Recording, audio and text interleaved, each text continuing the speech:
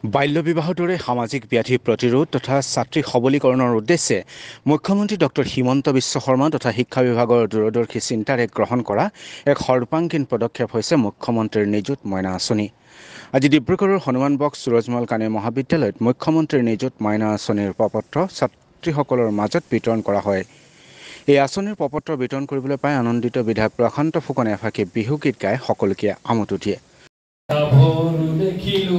হাতী ধৰিবলৈ গৈ হাতীও ধৰিলো তাইকো মুহিলো সাতৰি গদাধৰ নৈ ৰে গৌৰী পুৰীয়া গাভৰু দেখিলো হাতী ধৰিবলৈ গৈ।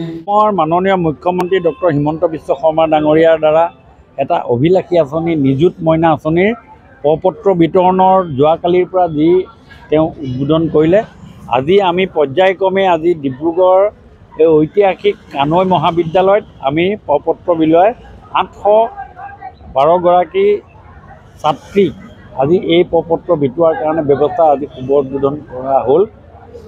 পাৰ্টলি আমি আমাৰ ফালৰ পৰা কৰালোঁ আৰু আমাৰ অধ্যক্ষ ডক্টৰ শশীকান্ত শইকীয়া ডাঙৰীয়াও আছিলে আৰু আমাৰ ইয়াত সকলোখিনি আছিলে ব্যৱস্থা সুন্দৰকৈ হৈছে। আমি এইখিনি প্ৰপত্ৰ দিলোঁ আৰু মই ভাবোঁ এইখিনিয়ে আজি ছাত্ৰীসকলক যথেষ্ট উপকৃত হ'ব।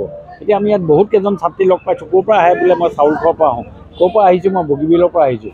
আমাৰ ইভিন এই কলেজত আজি আটাইতকৈ গৌৰৱৰ কথা যে আমাৰ গোৱালপাৰাৰ পৰাও ছোৱালী আহি এই কলেজত পঢ়াৰ এটা ব্যৱস্থা আছে।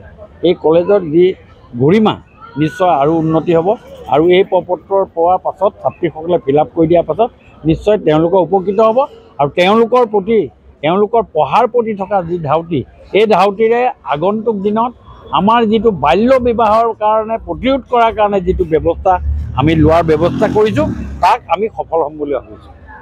প্ৰপত্ৰ বিতৰণৰ এই অনুষ্ঠানত আদৰণি ভাষণ আগবঢ়োৱা কানৈ মহাবিদ্যালয়ৰ অধ্যক্ষ ডক্টৰ শশীকান্ত শইকীয়াই কয় যে আঁচনিৰ সফল ৰূপায়ণে ৰাজ্যৰ যুৱতীসকলক শিক্ষাৰ ক্ষেত্ৰত আগুৱাই লৈ যোৱাৰ লগতে বাল্য বিবাহ ৰোধত গুৰুত্বপূৰ্ণ ভূমিকা গ্ৰহণ কৰিব। কানৈ মহাবিদ্যালয়ৰ সন্মানীয় ডিব্ৰুগড় বিধানসভা সমষ্টিৰ বিধায়ক প্ৰশান্ত ফুকনদেৱে নিযুত মইনা আঁচনিখন শুভ উদ্বোধন কৰে। গতিকে খুব সুন্দৰভাৱে উদ্বোধনী অনুষ্ঠানটো হৈ যায় আৰু আমাৰ ছাত্ৰীসকলক যিসকল এলিজিবল সেইসকলক খুব সুন্দৰকৈ কথাখিনি বুজাই দিয়ে আৰু আজি তেওঁলোকে খুব আনন্দিত হৈছে।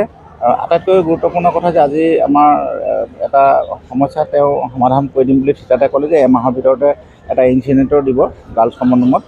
সেইটো এটা খুব ভাল খবৰ বুলি ভাবিব লাগিব যে MLA জনে আহি আমাক ঠিকাতে সেই সমস্যাটো সমাধান কৰি দিলে আৰু আমাৰ যি নিয়ম নীতি সেইখিনি মতে আমি ফৰ্মখিনি জমা লৈ চৰকাৰক জমা দিম বুলি ভাবিছোঁ। গতিকে ছাত্ৰীসকল যথেষ্টখিনি উপকৃত হ'ব আৰু খুব আনন্দিত হৈছে তেওঁলোকে। মই কথাখিনি প্ৰত্যেকৰ মুখত ফুটি উঠিছে যে যিটো স্কিম সেই স্কিমে স্কুটি যিসকলে পাইছে তেওঁলোক বাদ পৰি দিব, কিন্তু বাকী সকলেও মানে পাব। গতিকে তেওঁলোকে আনন্দিত হৈছে। মুখৰ যি উজ্জ্বলতা সেইটোৱে মই গম পাইছোঁ তেওঁলোকে খুব ভাল পাইছে। এই আঁচনিয়ে ছাত্ৰীসকলক শৈক্ষিক সামাজিক উত্তৰণৰ ক্ষেত্ৰত যথেষ্ট উপকৃত কৰিব।